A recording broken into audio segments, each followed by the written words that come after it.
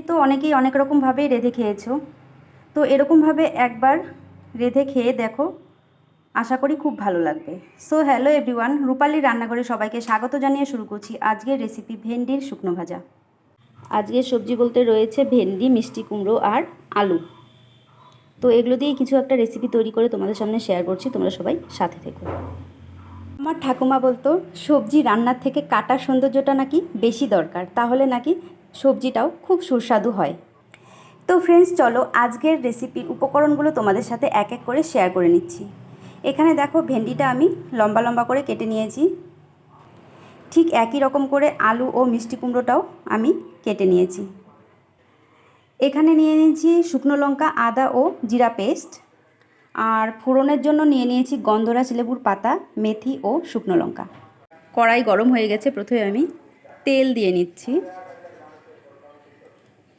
এবার প্রথমে আমি আলুগুলো ভেজে নেব।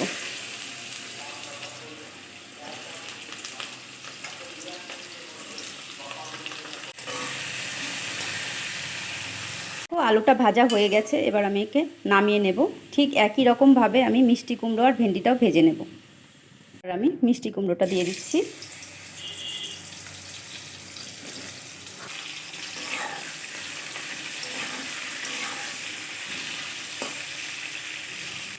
দিয়ে দিচ্ছি অল্প পরিমাণে লবণ। আমি আলুটাতেও লবণ দিয়েছি, দেখাতে ভুলে গেছি, যাই হোক। দিয়ে দিচ্ছি হলুদ। এবার ভালোভাবে ভেজে নেব। এবার মিষ্টি কুমড়োটাও ভাজা হয়ে গেছে, নামিয়ে নেব। আর আমি ওই তেলে ভেন্ডিটাও ভেজে নেব।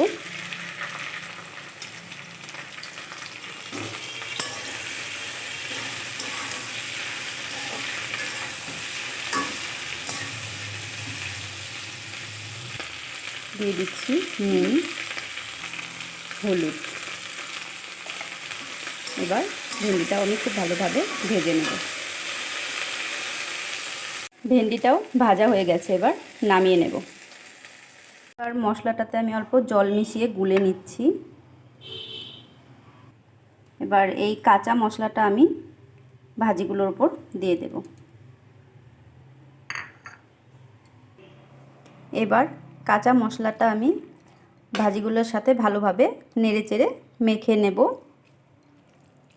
এটা তোমরা চাইলে হাত দিয়েও মাখতে পারবে, যেহেতু এটা একটু গরম তাই আমি হাতা দিয়ে নেড়ে দিচ্ছি। এবার এর মধ্যে আমি একটু সর্ষের তেল অ্যাড করে দিচ্ছি। অ্যাড করে ভালোভাবে নেড়েচেড়ে মিশিয়ে নিচ্ছি।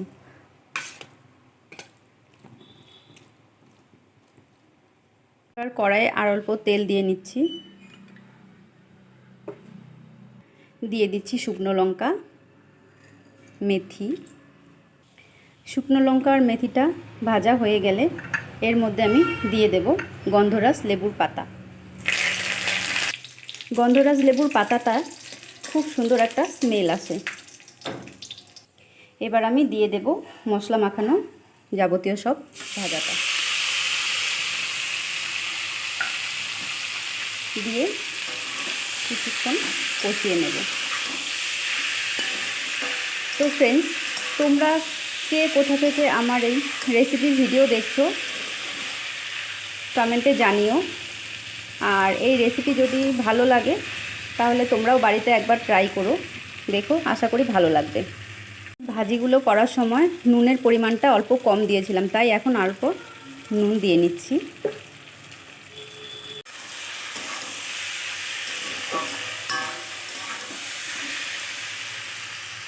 তো ফ্রেন্ডস দেখো ভাজাটা হয়ে গেছে, আমি এবার নামিয়ে সার্ভ করে নেব।